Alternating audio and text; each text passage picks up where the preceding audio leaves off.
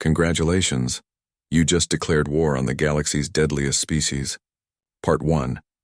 The massive crystal dome of the Galactic Council chamber stretched hundreds of meters overhead, refracting light from 3 artificial suns that cast prismatic patterns across the gathered assembly.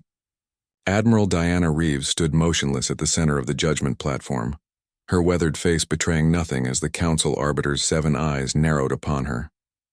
Behind her, 2 junior officers, Lieutenant Marcus Rivera and Commander Eliza Tamura, flanked her sides, their eyes wide despite efforts to maintain composure.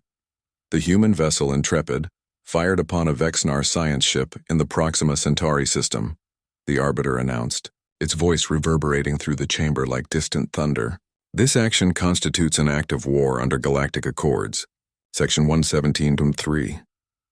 3,000 representatives from spacefaring civilizations erupted in a cacophony of translators and vocal apparatuses. Some rose from their seats, appendages gesturing wildly. Others remained seated, their multiple eyes, sensory organs, or equivalent structures fixed intently on the humans. Diana's jaw tightened. 6 months as Earth's representative to this pompous assembly had taught her one thing: show no weakness. The Vexnar vessel was conducting illegal weapons testing in our home system. We issued 3 warnings before firing a disabling shot. No casualties were reported. The Vexnar ambassador rose from the elevated council seat, its exoskeleton gleaming under the chamber lights. Standing nearly 3 meters tall, the insectoid diplomat's mandibles clicked, rapidly, a sign of agitation that Diana had learned to recognize. Humans have been a problem since their unfortunate discovery. 50 years ago, the ambassador declared, voice translated through the chamber's systems. They expand too quickly, question too readily, and refuse to acknowledge their proper place in the cosmic hierarchy. Murmurs of agreement rippled through the assembly. Diana sensed Rivera tensing beside her. Stay calm, she whispered without moving her lips. The Arbiter raised a long-fingered hand, silencing the chamber. Its skin shifted from pale blue to deep purple, a biological display of authority that even the most powerful species in the assembly respected. The Council has reached its decision, it declared. For the crime of attacking a founding member species, humanity is hereby sentenced to immediate quarantine. All human vessels will return to Sol system within 30 standard cycles. Failure to comply will result in forced compliance. Diana felt a cold fury build in her chest. Earth had spent 50 years playing by the Council's rules, accepting unfair trade agreements, restricted technology access, and limited expansion rights, all while the Vexnar systematically undermined human interests at every turn. With all due respect, she said, her voice carrying through the chamber with unexpected strength. We reject your ruling. Gasps echoed throughout the chamber. The Vexnar ambassador's mandibles clicked furiously. Several council members rose from their seats, expressions or equivalent features registering shock. You cannot reject a council ruling, the Vexnar ambassador hissed. It is binding under intergalactic law. Diana's eyes flashed. Watch me. She activated her comm unit with a subtle gesture. Commander, execute Operation Chimera. Across the galaxy, 300 previously dormant human outposts simultaneously activated advanced defense systems, revealing military capabilities far beyond what humanity had disclosed to the Council. Humanity came to this council seeking peaceful coexistence, Diana stated calmly, as the chamber erupted into chaos. Various species conferred urgently with their delegations. Several representatives rushed to access their communication devices. Instead, you threatened our sovereignty based on a manipulated incident. The Vexnar ship was not conducting scientific research. It was deploying autonomous weapon platforms capable of destroying our colonies. The Arbiter slammed its ceremonial staff against the floor, the sound cutting through the noise. Its skin had darkened to almost black, a sign of extreme agitation. What is the meaning of this? It demanded. Explain yourself, Admiral Reeves. Simple, Diana replied, meeting the Arbiter's gaze steadily. You just declared war on the galaxy's deadliest species. We've been ready for this moment since first contact. She smiled thinly. Let's negotiate properly this time. The Vexnar ambassador stepped forward, mandibles spread wide in a threatening display. Your species has existed in space for barely half a century. The Vexnar have conquered 12 galaxies over 6 millennia. You are children playing with weapons you cannot comprehend. Diana nodded to Commander Tamura, who activated a holographic display. The image showed the Vexnar science vessel near Proxima Centauri, then zoomed in to reveal hidden weapon ports and the deployment of what were clearly not scientific instruments. "We've been monitoring your activities for years," Diana continued. "While pretending to be the novice spacefaring race you expected, we've been learning your weaknesses, studying your technologies, and preparing contingencies." The Arbiter's multiple eyes blinked in sequence, a sign of processing new information. "You claim to have evidence the Vexnar violated neutral territory restrictions?" "We have more than claims," Diana replied. "We have proof of 17 separate violations in human territory alone, and evidence of similar actions against 12 other developing species who lacked the means to defend themselves." The chamber grew unnaturally quiet as representatives processed this information. Many eyes turned toward the Vexnar delegation. "This is absurd," the Vexnar ambassador sputtered. "These humans fabricate lies to justify their aggression. They must be contained before what?" Diana interrupted. "Before we expose how the mighty Vexnar maintain their position, through sabotage, intimidation, and carefully orchestrated incidents that justify sanctions against emerging competitors?" The Arbiter's staff struck the floor again. "These are serious accusations, Admiral. If true, they constitute violations of our most sacred covenants." "Which is why we came prepared," Diana said. She nodded to Lieutenant Rivera, who distributed data crystals to each council member. Complete evidence packages verified by quantum authentication, unalterable and undeniable. The Vexnar ambassador stepped forward aggressively. "This changes nothing. Your species remains under quarantine by council decree." Diana's expression hardened. "Let me be perfectly clear. Humanity will not be contained. We activated our defense grid not as an act of war, but as a demonstration. Those 300 outposts could have targeted military installations. Instead, they merely revealed themselves." She stepped closer to the Vexnar ambassador, looking up at the towering insectoid without flinching. "You've spent 6,000 years bullying younger species into submission. You've never faced an opponent who prepared for your tactics before you employed them." The Arbiter had been reviewing the data crystal, its color shifting to a contemplative green. "These records appear authentic. Council members, review the evidence immediately." As the assembly erupted into activity again, Diana turned to address the entire chamber. "Humanity does not seek war. We seek equal standing. We reject the quarantine order and demand a full investigation into Vexnar activities in neutral and protected territories." The Vexnar ambassador leaned down until its face was level with Diana's. "You have made a terrible mistake, human. You may have surprised us today, but the Vexnar do not forget, and we do not forgive." Diana met its compound eyes without blinking. "Neither do we. Remember that." Hours later, aboard the Earth diplomatic vessel Horizon, Diana stood before a secured communication terminal. The faces of Earth's Defense Council appeared on screen, expressions ranging from concern to cautious optimism. "The Council has suspended the quarantine order pending investigation," Diana reported. "The Vexnar are furious, but 17 species have already come forward with similar complaints against them." General Thomas Ward nodded grimly. "And the defense grid demonstration?" "Successful," Diana replied.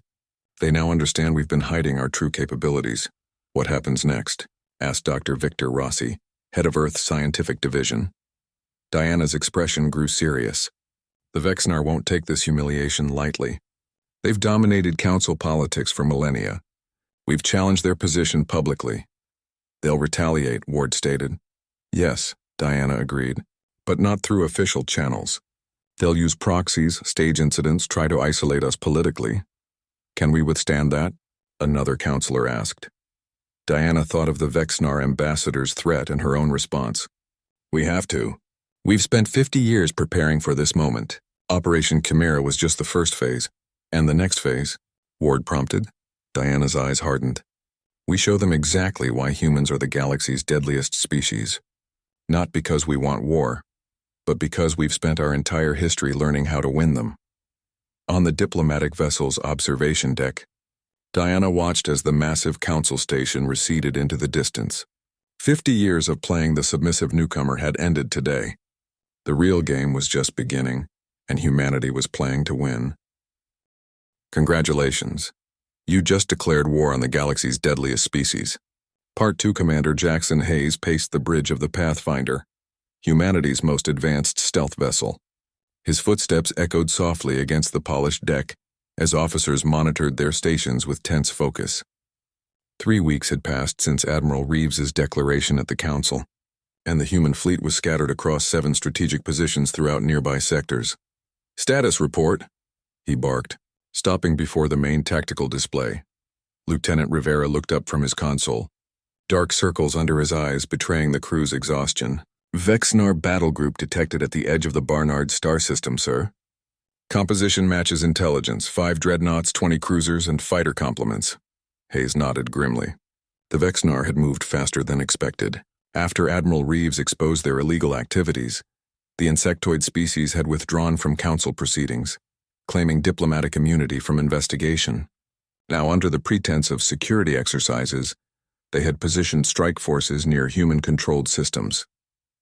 "They're hunting us," Hayes muttered, studying the holographic display showing enemy vessel positions. "Begin Phase 1. Across the bridge, officers activated Earth's newest weapon, the quantum displacement field. Theoretical until 6 months ago, it represented humanity's greatest technological achievement, developed in secret laboratories beneath the Pacific Ocean. "Field active, sir?" Rivera confirmed, his fingers dancing across the control interface. "We're effectively invisible to their sensors." Hayes checked the tactical display, watching as the Pathfinder's signature disappeared completely. "And our package?" "Delivered and awaiting detonation command." Days earlier, automated drones had seeded the Barnard star system with thousands of microscopic quantum mines, another technology humanity had kept hidden from the Council. Each mine, smaller than a grain of sand, contained enough computing power to track and identify specific vessel signatures. "The Vexnar believe we're still using conventional weapons and shields," Hayes said, his voice low. "They think this is a standard asymmetric conflict where their superior numbers and firepower guarantee victory." "Their mistake," Rivera replied with a tight smile. Hayes nodded slowly. "Let's show them how humans fight when cornered. Detonate sequence Alpha." The bridge crew watched silently as the quantum mines activated. Unlike conventional explosives, they didn't create destructive force. Instead, they warped space-time itself, creating microscopic bubbles that disrupted navigation, propulsion, and weapon systems. On the tactical display, the Vexnar vessels suddenly scattered, their formation breaking as ships lost control. Warning indicators flashed as their engines fluctuated. Weapon systems went offline and communication arrays failed. One by one, the massive dreadnoughts drifted helplessly, their fearsome weapons rendered useless by invisible attackers, thousands of times smaller than their targeting systems could detect. "Open a channel to their flagship," Hayes ordered, straightening his uniform. "Let's introduce ourselves properly." The main view screen flickered to life, revealing the bridge of the Vexnar command vessel. Unlike the sterile, organized human bridge, the Vexnar command center resembled a hive. Officers moved in coordinated patterns while the walls themselves seemed alive with bioluminescent displays. At the center stood General Vrex, towering even among the Vexnar, mandibles twitching in barely contained rage. "Identify yourself," the general demanded, compound eyes gleaming with fury. "Commander Jackson Hayes." "Earth Defense Force," Hayes replied evenly. "Your fleet has entered a restricted zone." "Impossible," the Vexnar commander hissed, mandibles clicking rapidly. "Our systems are impenetrable. What have you done to our vessels?" "Consider it a demonstration," Hayes said, clasping his hands behind his back. "Your fleet is disabled. We could destroy you now, but that's not our objective." He paused, letting the implications sink in. "I'm transmitting coordinates for your retreat. The next time we meet, the outcome will be less merciful." General Vrex leaned toward the screen, multifaceted eyes flashing. "The Vexnar do not retreat. Today you do," Hayes replied firmly. "Or we can test how well your exoskeletons function in vacuum when we breach your hulls." He smiled without humor. "Your choice, General." As the transmission ended, Hayes turned to his communications officer. "Send word to Admiral Reeves. Tell her the Vexnar just learned Lesson 1. Never underestimate human ingenuity when survival is at stake." On the tactical display, the Vexnar fleet began a humiliating retreat, their legendary battle group defeated without a single shot fired. Back on Earth, in the secret headquarters of the Defense Council beneath Mount Rainier, Admiral Reeves studied Hayes's report with a mixture of satisfaction and concern. Around the circular table, Earth's military and political leaders absorbed the news in silence. The quantum mine deployment was more effective than we projected, she noted. Looking up at the assembled council, the Vexnar fleet withdrew with minimal casualties. General Ward, a grizzled veteran with silver hair, leaned forward. They won't make the same mistake twice. The Vexnar will adapt their tactics. Of course they will, Diana agreed. That's what we're counting on. They'll develop countermeasures for our quantum technology, diverting resources and attention exactly where we want them.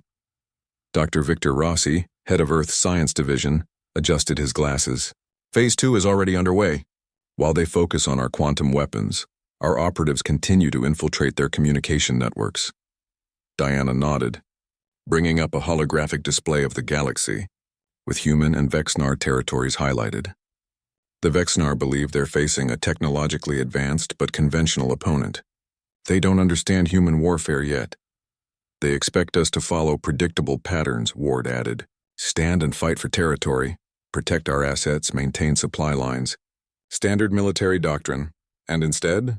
Prompted Counselor Zhang, representing Earth's civilian government. Diana smiled thinly. Instead, we'll be everywhere and nowhere. The Vexnar evolved from hive-dwelling insects. Their military strategy reflects their biology. Hierarchical, coordinated, dependent on central command. Humanity evolved as adaptable individual hunters who formed flexible social groups. Dr. Rossi expanded the display to show the locations of human sleeper cells and stealth outposts throughout Vexnar space. We've spent 50 years appearing compliant while preparing for this moment. Our agents have established networks on 17 Vexnar worlds. Our stealth platforms monitor their shipyards and military installations. What about the Council? Zhang asked. How are other species reacting? Cautiously, Diana replied.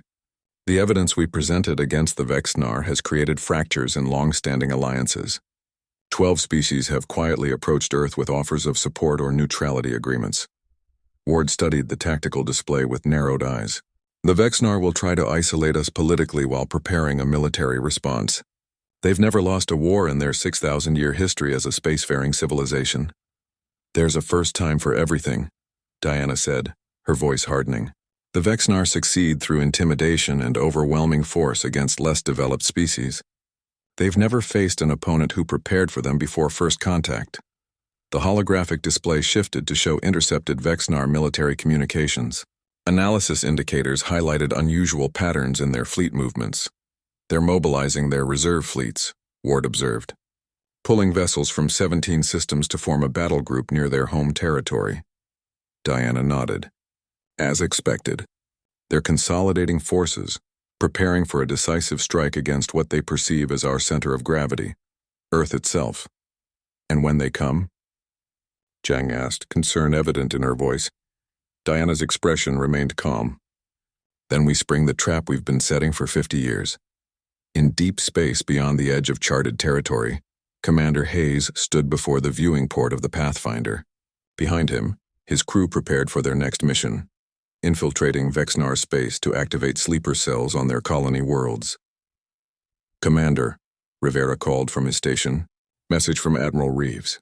Phase 2 is authorized. Hayes nodded without turning from the starfield.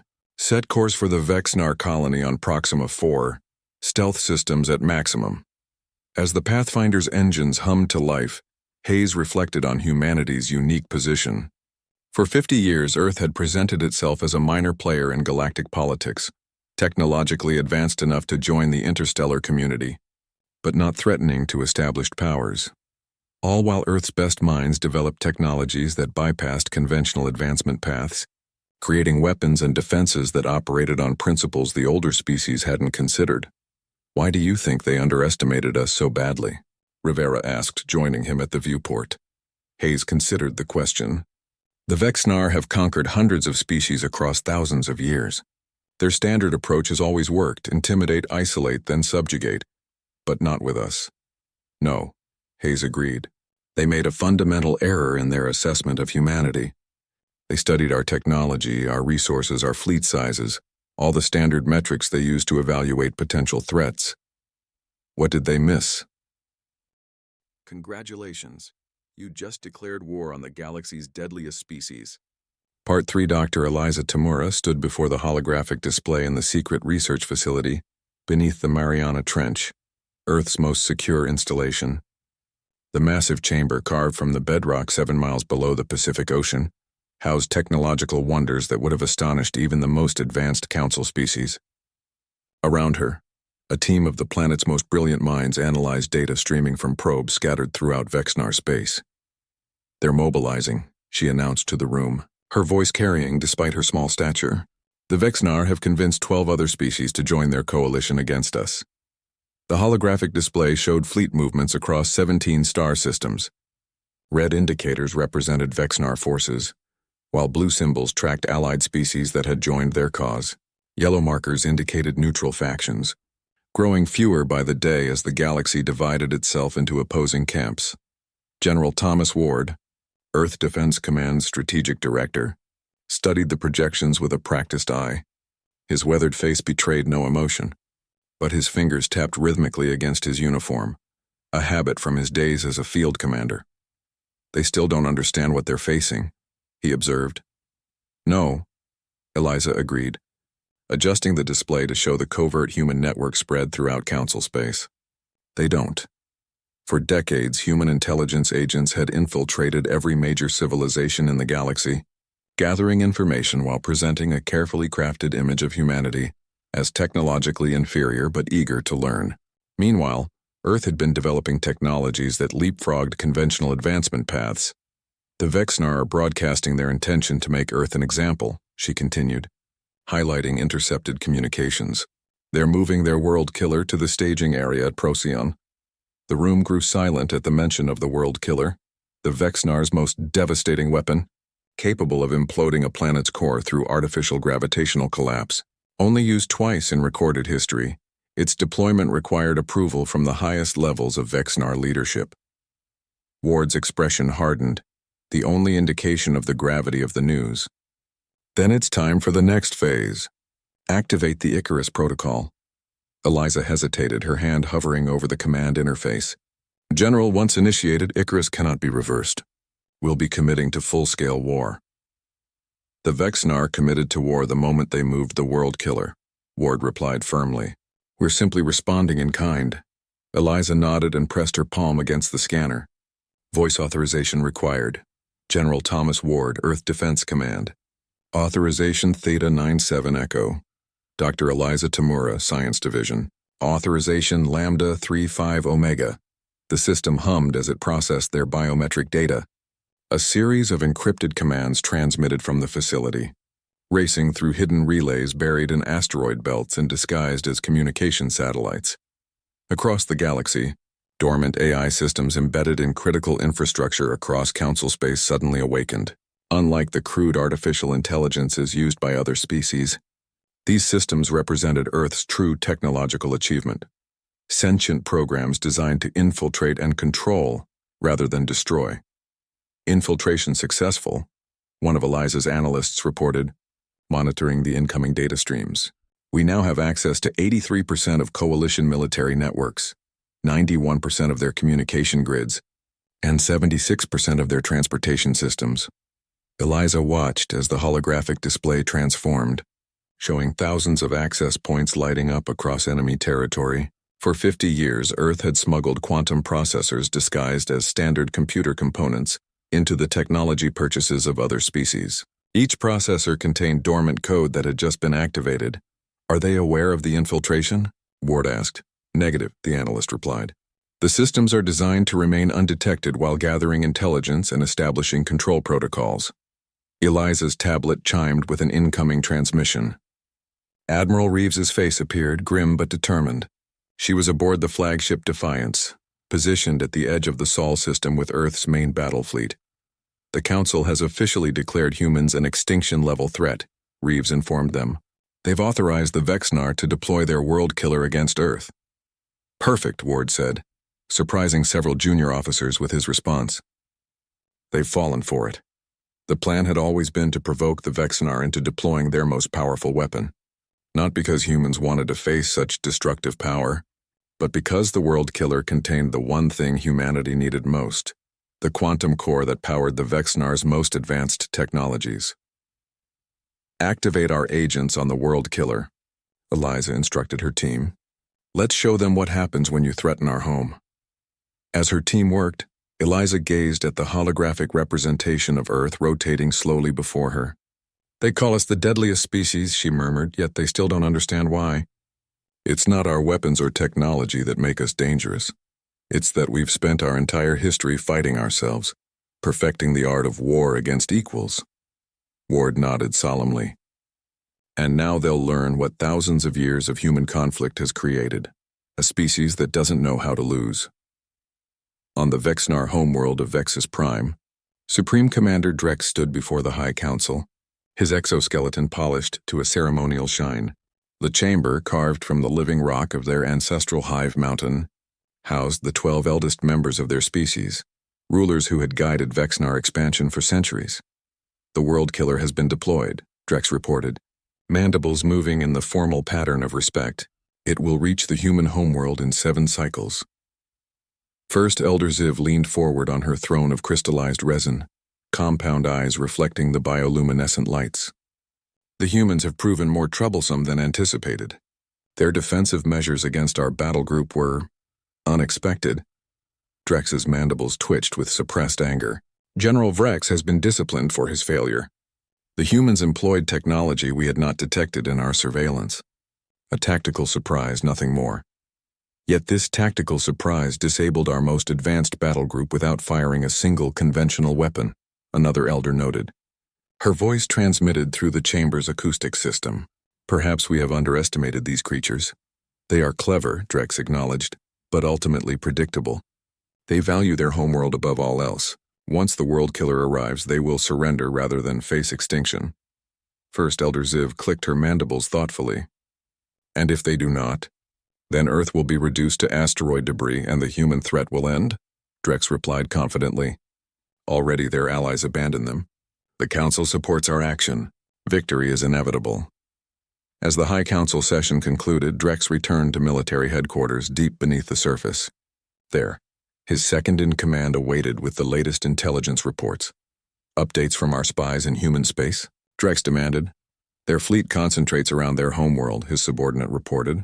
They appear to be preparing a defensive stand. Drex clicked in satisfaction. As expected, they follow conventional doctrine. Protect the homeworld at all costs. He moved to the tactical display, studying the projected path of the world killer. Position our fleets to intercept any attempt to attack the world killer. Nothing must interfere with its mission. There is one anomaly, his second noted hesitantly. Our monitoring stations have detected unusual communication patterns from human outposts. First transmissions using frequencies we cannot decode. Drex dismissed the concern with an irritated click. Their final desperate attempts to coordinate defense. It changes nothing. Aboard the Earth vessel Shadow Strike, Major Alexei Volkov briefed his special operations team. 12 men and women, representing the elite of Earth's military forces, listened intently as he outlined their mission. The Vexnar world killer will reach Sol in 72 hours, Volkov explained, his Russian accent still noticeable despite years of standardized speech training. Our mission is to board the vessel, bypass its defenses, and reprogram the quantum core. A soldier raised her hand. Sir, boarding protocols? The world killer will be heavily defended. Standard infiltration is impossible, Volkov agreed, which is why we'll be using the new phase shift technology. He activated a display showing specialized suits equipped with experimental devices. These units will allow us to exist slightly out of phase with normal matter. We'll be able to pass through solid objects for brief periods, enough to bypass hull barriers and internal security. Has this been field tested? Another team member asked. Volkov smiled grimly. We're the field test.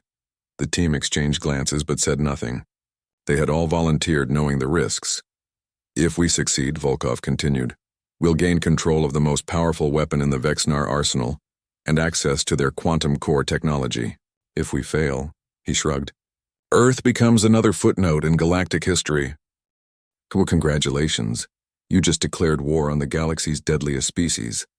Part 4, the Vexnar world killer emerged from FTL at the edge of the Sol system, a massive construction nearly the size of Earth's moon.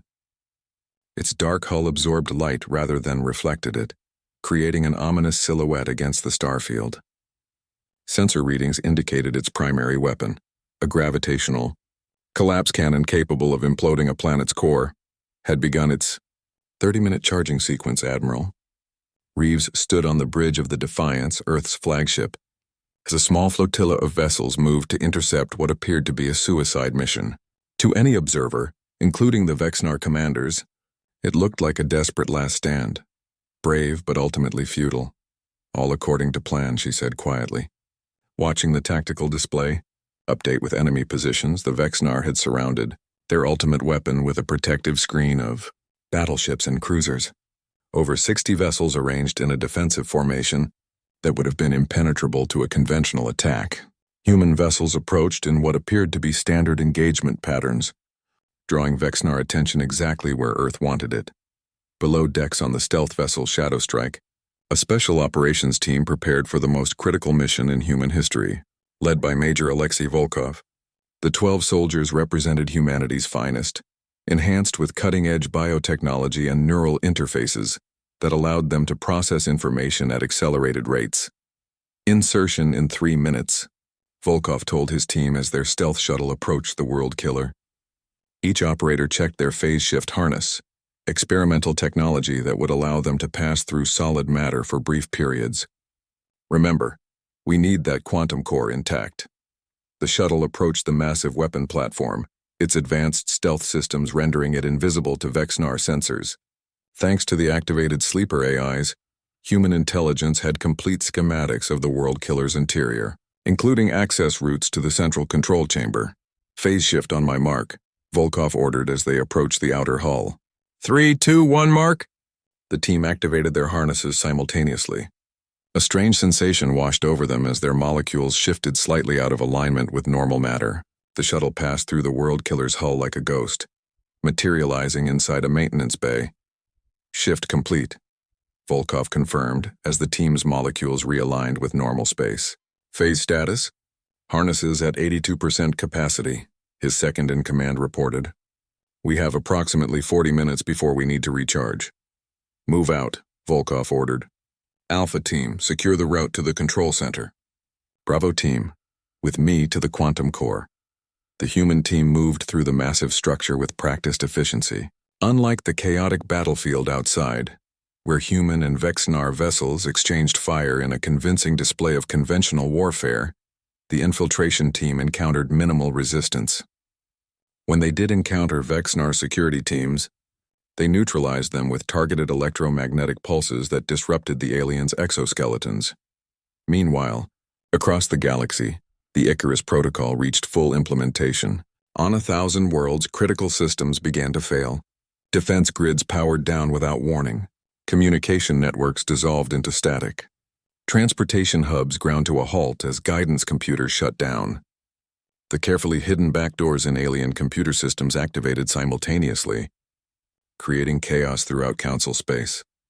In the Galactic Council chamber, representatives watched in horror as reports flooded in from their homeworlds. The Arbiter's skin had turned ashen gray as it addressed the emergency session. "What is happening?" demanded the Thoraxian ambassador, tentacles writhing in agitation. "Our military command centers are offline. Our orbital defenses have failed." Similar reports came from a dozen species. Only the most primitive worlds, those without advanced computer systems, remained unaffected. The Arbiter turned to the Vexnar ambassador, mandibles clicking furiously. "What have you done? Is this some new weapon test gone wrong?" "This is not our doing," the ambassador insisted, compound eyes darting between displays showing cascading system failures. "Our worlds suffer the same fate." "The humans," whispered another representative, a crystalline being from the Rigel system.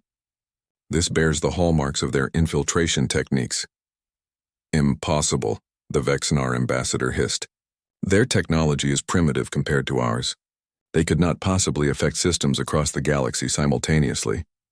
"Then explain what is happening," the Arbiter demanded. As panic spread through the council chamber, a communication request appeared on the main display. The source identifier showed Earth Defense Command.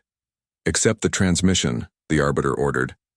Admiral Reeves's face appeared on screen, calm and composed, despite the battle raging in the background.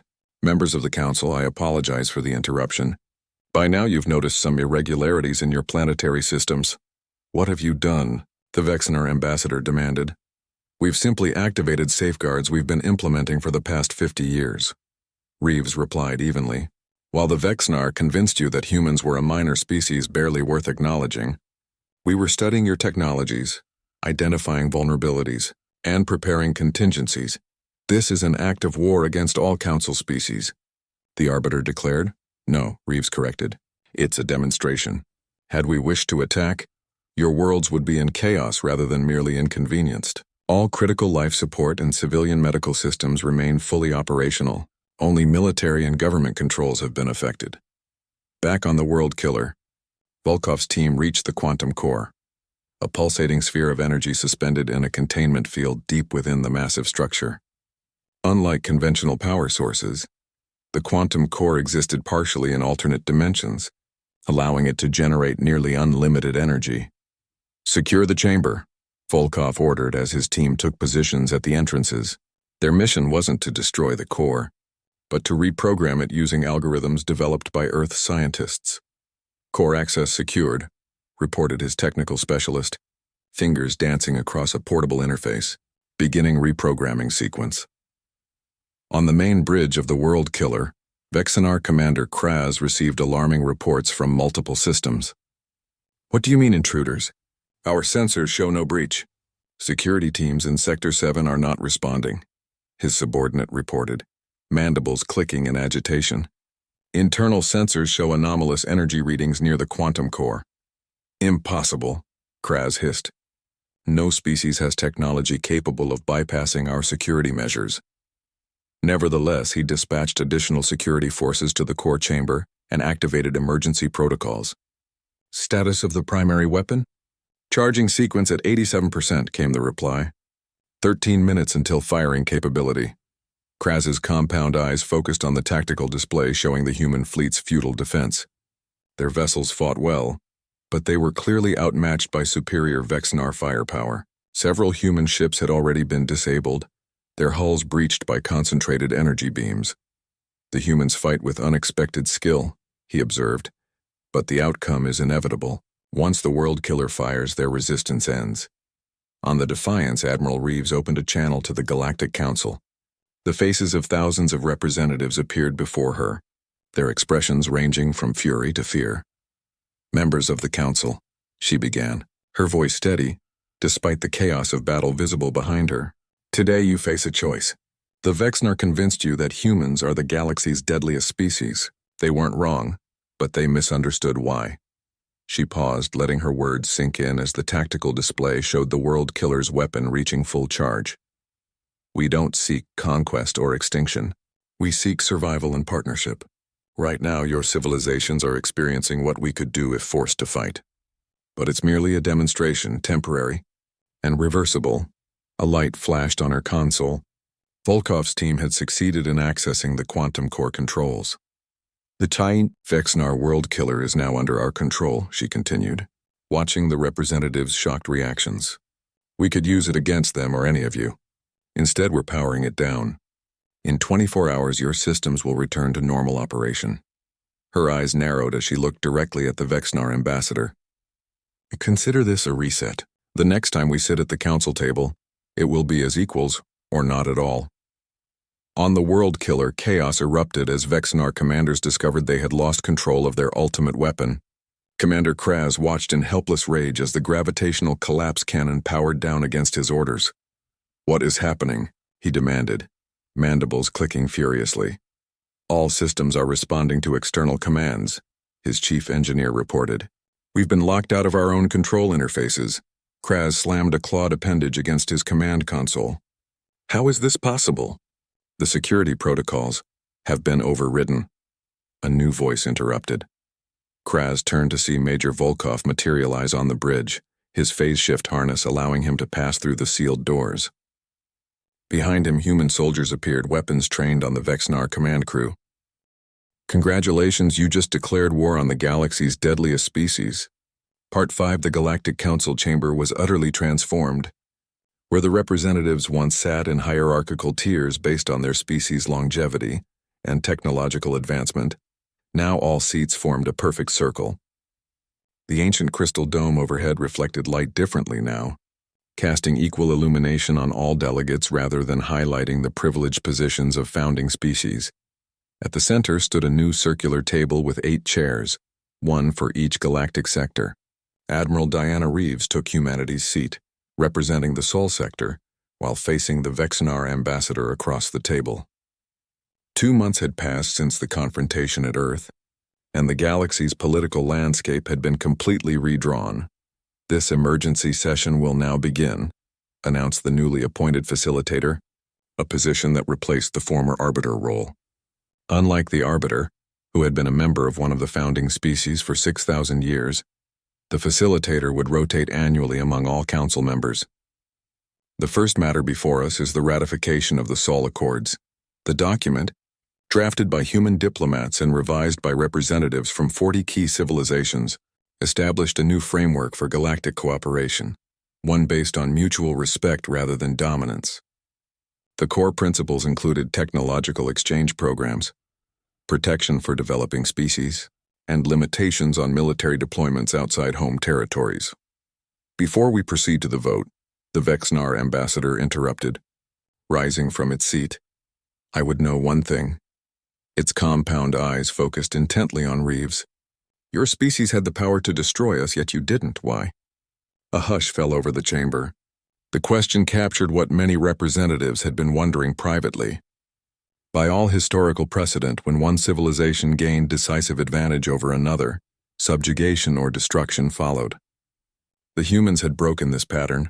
Reeves smiled slightly. Because that would have proven you right about us.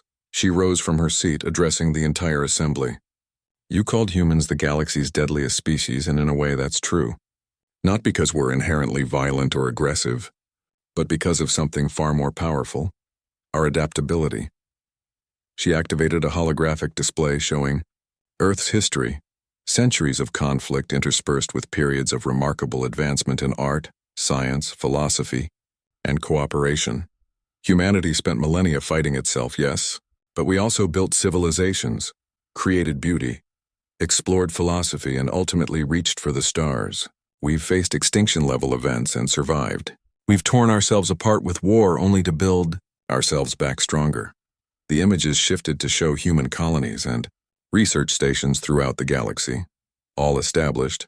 In just 50 years since first contact, many representatives shifted uncomfortably, seeing for the first time how thoroughly humans had integrated themselves into galactic society while appearing to remain confined to their local region. We don't seek war, Reeves continued, her voice carrying clearly through the chamber. We prepare for it because our history taught us to be ready for anything. The same adaptability that makes us dangerous also makes us excellent problem solvers, innovators, and ultimately, survivors. She turned directly to the Vexnar ambassador. You declared war on humanity because you feared our potential. What you should have done was make us your allies. The ambassador's mandibles clicked softly, the Vexnar equivalent of contemplative silence. The insectoid species had struggled most with the new galactic order. Their 6,000-year dominance suddenly ended by what they had considered a minor, developing civilization, perhaps it finally admitted, mandibles moving in a pattern indicating reluctant acceptance. That was our miscalculation. Reeves returned to her seat. The deadliest species in the galaxy isn't the one with the biggest weapons or the most territory. It's the one that learns from its mistakes and adapts. Humanity spent its entire history doing exactly that. The facilitator called for the vote on the Sol Accords. One by one, the representatives signaled their approval, including, finally, the Vexnar. The Sol Accords are ratified, the facilitator announced. Let this mark the beginning of a new era in galactic cooperation. As the formal session concluded, representatives broke into smaller groups, discussing the implications of the new arrangement. Several approached Reeves expressing interest in technological exchange programs or cultural missions to Earth. The Vexnar ambassador approached her privately, its towering form casting a shadow over the human diplomat. You could have destroyed us, it said, mandibles moving in the formal pattern that indicated serious discussion. Our civilization was at your mercy when you controlled our world killer and our command networks. Why show mercy to your enemy?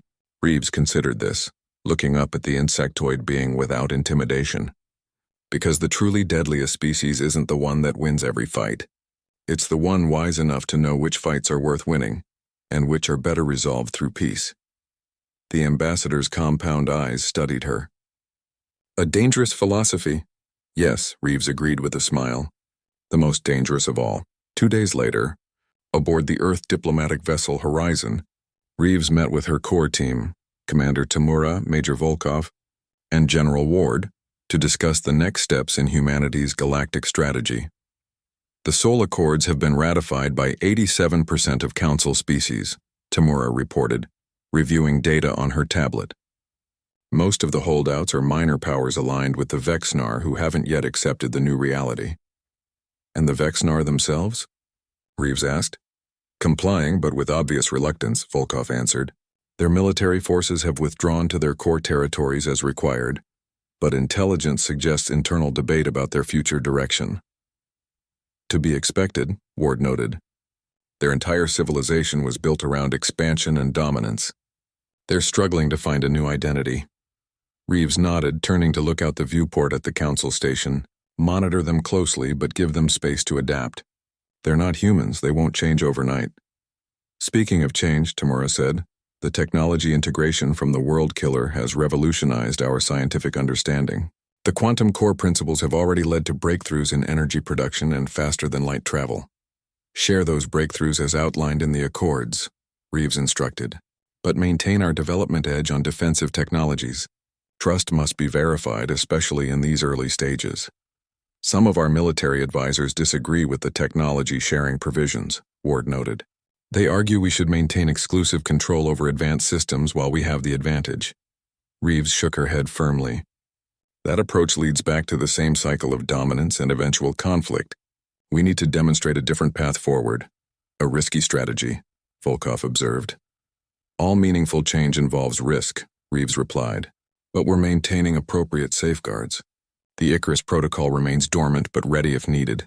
Our intelligence networks remain in place throughout Council space.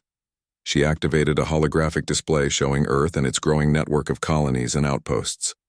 Our position is secure. Now we need to build something worth securing. A galactic community where advancement comes through cooperation rather than conquest. Quite the idealistic vision, Ward commented. Though not dismissively, Reeves smiled. Idealism tempered by pragmatism. We prepare for the worst while working toward the best, the human way. 6 months later, on the newly established neutral exchange station, orbiting a previously unclaimed star system, representatives from 27 species gathered for the first Galactic Technology Symposium. The massive space station, constructed using principles from multiple civilizations, served as neutral ground for scientific and cultural exchange. In the main presentation chamber, Dr. Eliza Tamura unveiled Earth's latest innovation, a medical technology that combined human genetic research with Vexnar biological engineering principles to create universal cellular regeneration. This therapy can adapt to any known sentient species, she explained to the assembled scientists. Initial trials show 94% effectiveness in treating degenerative conditions across 16 different biological frameworks. In the audience, the Vexnar scientific delegation watched with obvious interest.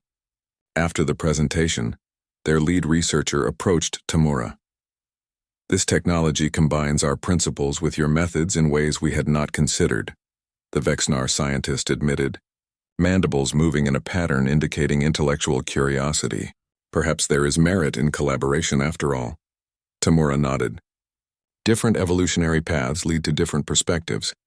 Together, we see solutions that neither would discover alone.